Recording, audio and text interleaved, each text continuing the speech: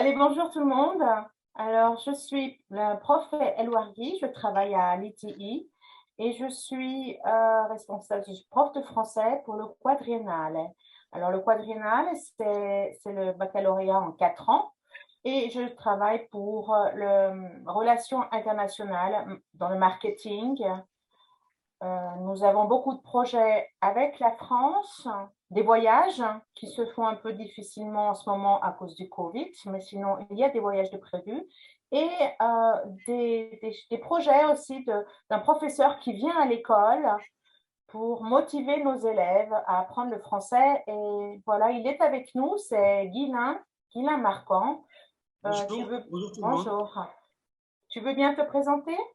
Oui, alors moi je m'appelle Guylain Marquand, je suis originaire du nord de la France et j'habite dans le sud de la France. Je suis un professeur animateur et j'interviens dans de nombreux lycées auprès de collégiens ou de lycéens pour les motiver dans l'apprentissage de la langue française. A relazioni internazionali, al RIM, come lo chiamiamo noi, insegniamo sia l'economia, ma alle materie di indirizzo affianchiamo anche lo studio delle lingue, l'anglais, l'allemand e bien sûr le français. Oggi è con noi, e ce l'ha presentato la professoressa Elouargui, il professor Guylain Marquand, che nella nostra scuola svolgerà dei numerosi progetti di francese per motivare i nostri studenti a studiare, ad apprendere la lingua francese. Et maintenant, je vais passer la parole à nos élèves qui vont poser des questions à Monsieur Marquand.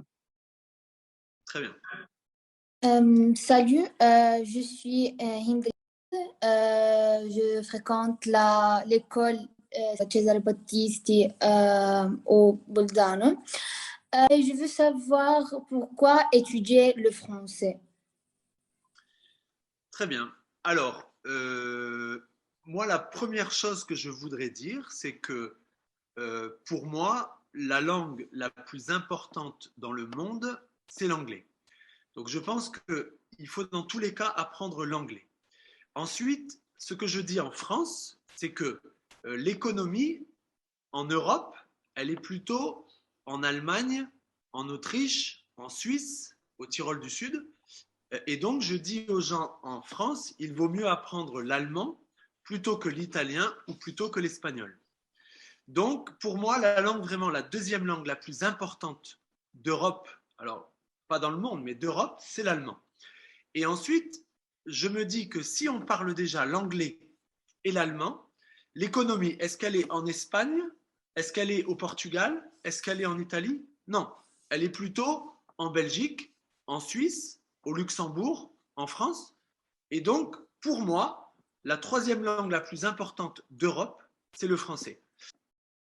Quindi è meglio studiare prima l'inglese perché è il più importante, dopo tedesco perché è la seconda lingua più essenziale in Europa e al fine troviamo il francese che anche lui è importante perché l'economia si concentra nella maggior parte di Europa si concentra l'economia nei paesi dove si parla inglese, tedesco e anche francese. Bien. Et le français, il est vraiment si difficile à apprendre. Alors, si le français est difficile à apprendre, alors, on entend beaucoup, par exemple, en Autriche et donc au Tyrol du Sud, on entend souvent que l'espagnol serait plus facile que le français. Alors, moi, ce que je pense, ce qui est vraiment important dans une langue, c'est la communication. Ça veut dire, si vraiment on veut maîtriser profondément une langue, ça veut dire, si on veut être capable d'écrire, être capable de faire des conversations scientifiques ou avec un français spécifique, là peut-être le français serait difficile.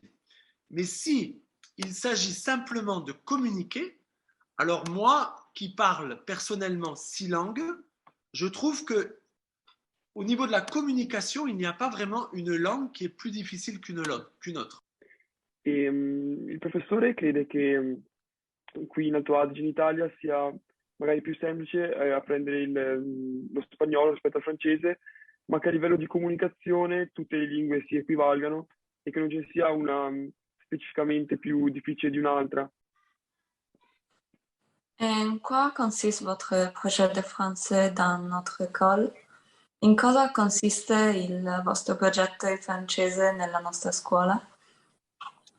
Alors, lorsque je vais dans un lycée, j'y vais pour donner du bonheur et en recevoir.